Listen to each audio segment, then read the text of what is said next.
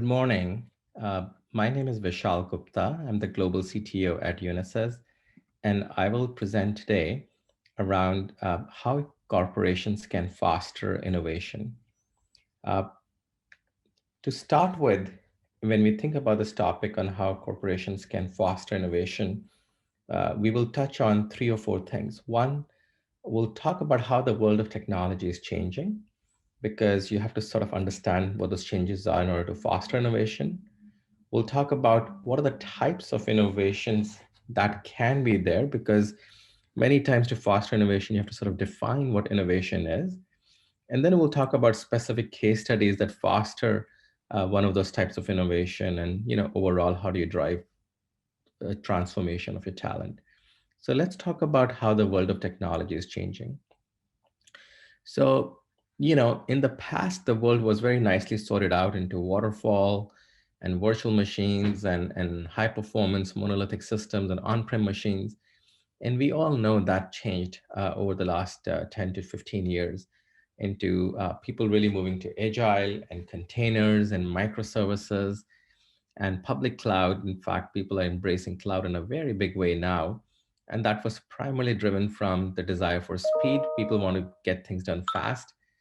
The model was still built on security because they wanted to make sure that security was sort of more of an afterthought. And it was a lot driven from cost savings. So that way, if you went to containers, if you went from servers to VMs, you saved money. When you went to containers or serverless, you saved even more money, OpEx versus CapEx. Now, the world is not stopping there. If you see the biggest companies today are all technology companies, the Amazons, the Microsofts, and the Apples of the world, and they are really on the leading edge. And they're really thinking about really how do you move into DevSecOps. So you really bring all the three disciplines together on development and operation security. They're thinking of emerging technologies a lot like AI and ML and augmented reality and blockchain. And they're thinking about not just a hybrid cloud, and not just a multi-cloud, but a cloud with an intelligent edge that's supported by 5G and others. And it's really around providing that end-to-end visibility and security that's built in, and not just transforming your cost, but also transforming your margins. So you have higher productivity. And we know companies like AWS and Azure and Mike are leading some of this. So it's fundamental business process transformation. So that's what's happening in the world of technology. Now let's look at what are the types of to drive innovation. What are the big things you have to do? The first thing you have to do is, and this is a quote from Henry Ford, is that Henry Ford says, and Henry Ford, as we may know, is the guy who, even though the car engine was invented in Germany, Henry Ford was the one who actually drove scaled innovation, right? He was the first one to actually manufacture over 10 million cars. And what he was able to do was very unique, right? He said, coming together is a beginning, keeping together is progress, but working together, that's success. So really, when you're thinking about innovation and big innovation, scaled innovation, that requires the ability to reach out, to partner, and to collaborate across disciplines, both within the company and outside. And so in addition to the technology waves, you have to think about how do you drive a culture of collaboration in your company. And then let's think about what are the different types of innovation so we know what to aim for. So if you think about how do you build winning solutions for any company that's serving either consumers or businesses, uh, innovation can really come from four sources, right? You could either solve a specific problem, a specific outcome that your customer base is looking for. That requires customer intimacy. So that's example of solution innovation. You could drive innovation by doing things faster. So if you think about cloud, a lot of it is things faster. Instead of getting a machine in 3 weeks, you're able to spin it up a VM in minutes. So innovation could come from speed. Innovation can also come from really functionally integrated strategies. So when you bring a lot of the people together, you can create net new outcomes, net new things that you did not have before. You can take all that friction out. And then innovation could also come from, your ability by integrating things, aggregating things. So that way, through this intersection of different technologies, of different offerings, you can drive, a platform strategy, much like if you see today a ServiceNow or Adobe, or a Salesforce sort of driving more of integrated innovation where they say, hey, if you have one thing from us, getting the second thing is so much easier because everything is fully integrated.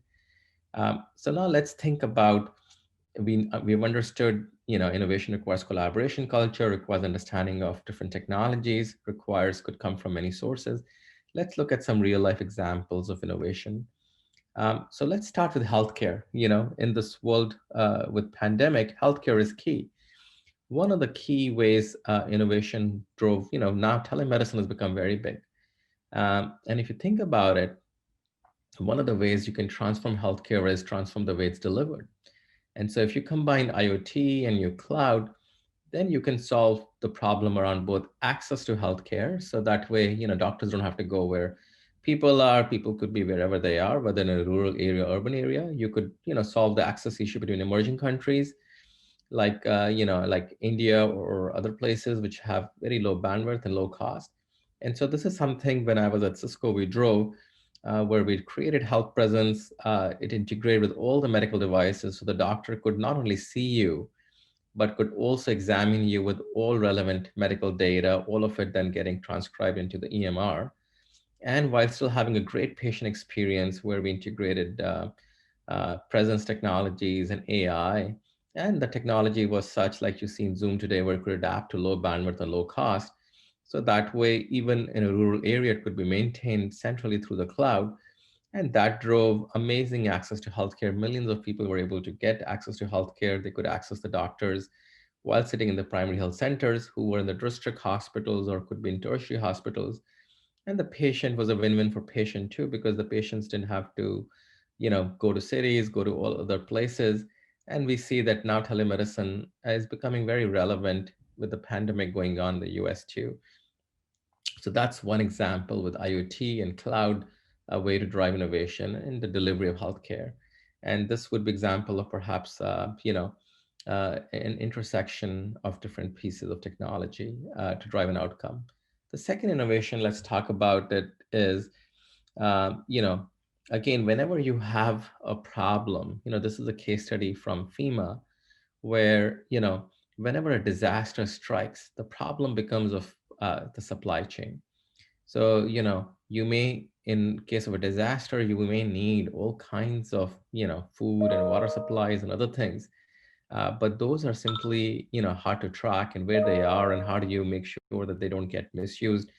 And also, how do you make sure they go to the right people who actually have suffered from the disaster and the supplies themselves, are not spoiled. And so this is the case where if you linked biometrics to really validate that the people who were, authorized to receive the aid are the ones getting it, and you had IoT and blockchain, so that way you could essentially have all the sensors to track where things are, and the blockchain is ensuring the integrity of the overall supply chain to make sure that you had full provenance of things. And so this way you could track both people and things. And this could drive a very large reduction in fraud, over 70% time saved in tracking of people trying to figure out where things are, how to get to them, and also improvement in satisfaction. So lower costs, better integration, better things. And so a more effective government at the end of the day. Let's look at a third example in security. We all know security is a big area these days. People are really, from a security perspective, uh, they are, we're seeing a lot of breaches, a lot of ransomware spreading. And so from a security perspective, what has happened is in the past that with ransomware spreading, right, people take, in the traditional way, they take many hours to many days to respond because some event occurs, they have to generate a ticket that takes time to analyze, and then the IT has to go and remediate. And as you can see on the left, a lot of breaches happen because the response time has been in many hours to many days on any problem that is found. What Unisys did was to really turn this on its head and say, can we as soon as if we can drive fast detection and fast response, we can solve this problem. And so by integrating with SIM systems like a ServiceNow or a Splunk or a Logarithm, we could figure out where is the problem happening.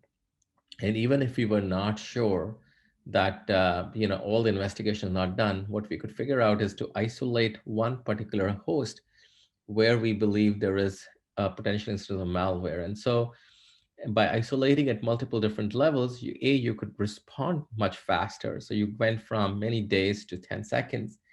And B, what you could do is you could make sure the malware does not spread. And if it turns out that machine was finally okay, you could turn it back into the normal zone. And so you can have many levels of isolation, that thereby really having a very fast response time. And so now we have seen three examples where a combination of outcome innovation, integration, and portfolio innovation and intersection innovation has played a role. Let's sort of summarize.